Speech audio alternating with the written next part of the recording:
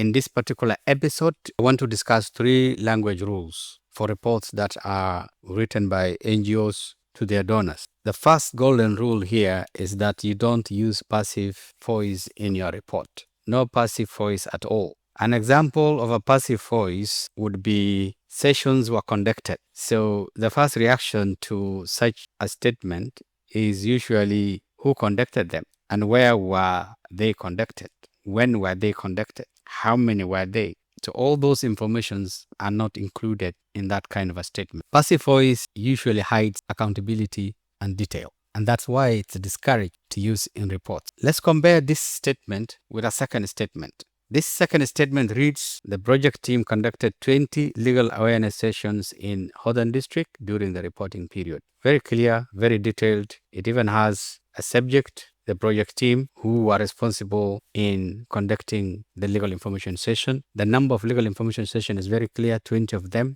The place, so the venue or the district is very clear, it was Northern District, and it is within the reporting period. So that fashion is the fashion that you are encouraged to use when you are reporting to avoid passive voice. Secondly, if in your report you claim success of anything, please don't send it without evidence. For example, good progress was made. What progress? How was it measured for you to arrive at the term good progress? Against what target? Before you say it was good, what was your target? Now let's compare with this second statement.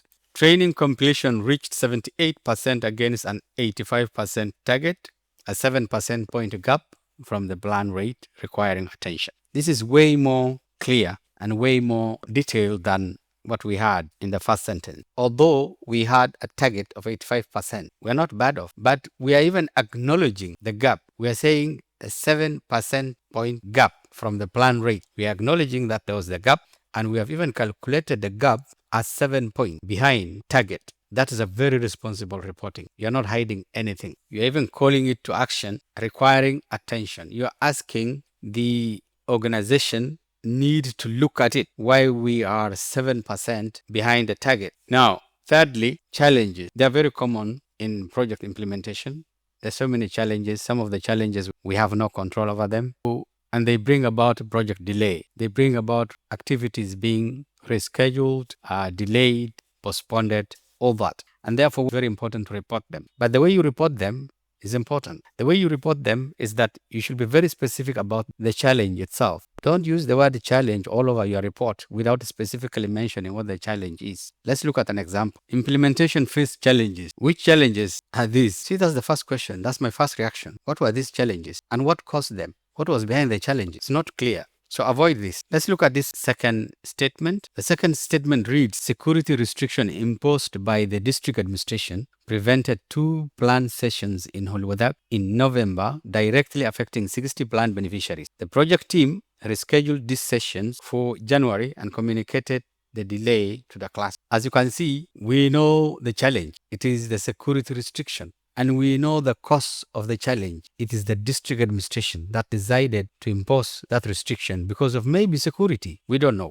It has impacted our program by preventing 2 planned sessions that were supposed to take place in this specific district, Holwadak, in November. What happens as a result? 60 planned beneficiaries have now missed that session because the session didn't take place. Not only that, this statement is going ahead to even find mitigation measures for the challenge. How was the challenge mitigated by the organization?